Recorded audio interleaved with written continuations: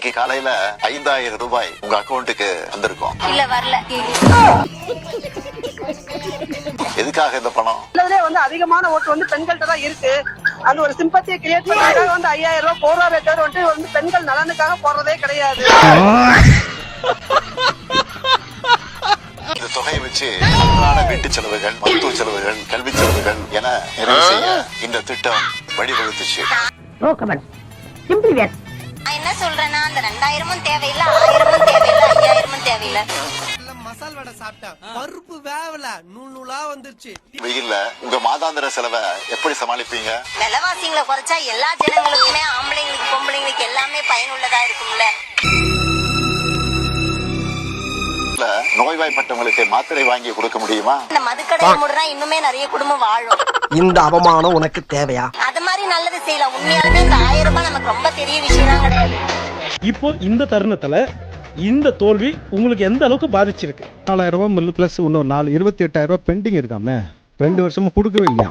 அதை எப்போ கொடுப்பீங்க? தேவையில்லாம என்ன நீ எங்கேயாவது போட்டு விட்டு திரியல. நீ கொடுக்குற 5000 ரூபாய் ஒரு கரண்ட் பில் கட்டுறதுக்கு மட்டும்தான் சாத்தியப்படும் இன்னைக்கு இருக்க நிலைமையில. அந்த கரண்ட் பில் ரேட்டை ஏற்றி வச்சது யாருன்னா இந்த திராவிட மாடல், இந்த திமுக ஆட்சி தான். நான் செவனேந்தானா போய்க்கிருந்தேன். யாரு வம்பு தும்பு காட்சி போனா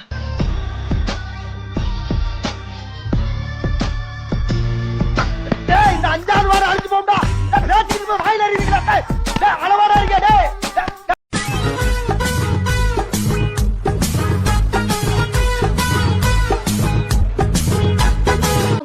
சொல்றாங்க, மாச கடைசியில மளிகை சாமான் வாங்குறதுக்கு எனக்கு இது பயன்படுது, பிள்ளைக்கு டியூஷன் ஃபீஸ் கட்டுறதுக்கு எனக்கு இது பயன்படுது, ஒண்ணும் இல்ல சீட்டு போட்டு பணத்தை சேர்த்து வச்சு என் பேரனுக்கு மோதிரம் வாங்கி கொடுத்தேன் அப்படின்னு ஒரு அம்மா சொல்லிச்சப்போ, அதே சமயம் இன்னொரு பெண்கள் என்ன சொல்றாங்க தெரியுமா? நீங்க எங்களுக்கு இந்த 1000 போட வேணாம், டாஸ்மாக மூடிட்டீங்கனாலே நாங்க 2000 சேமிச்சிருவோம்ன்றாங்க. நான் இங்க பாரு 2 பிஸ்கட் போட்டேன், அவன் 2 யோட இருக்கு. அட பொம்மால தொடரும். இனி ஆட்சி அடுத்த 2024 ரொம்ப ஜாம் ஆகுது.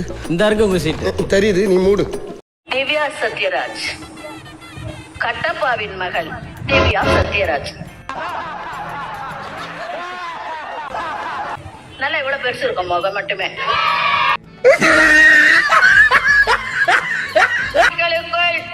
தளபதியுடன் போட்டோ எடுத்து தளபதியின் தொண்டர்கள் என் இன்ஸ்டாவுக்கு அனுப்புங்கள். நாங்க ஏண்டி உனக்கு அனுப்புனோம்? சோத்திரை அடி வாங்கியாச்சு, சேத்திரை அடி வாங்கியாச்சு. வாய்ப்பு கிடைத்தா அவர் கூட நின்று ஒரு போட்டோ எடுத்துப்போம், நாங்க வச்சுப்போம். அது எங்களுக்கு பெருமை. நான் ஏண்டி எடுத்து உனக்கு அனுப்புனா இன்ஸ்டால?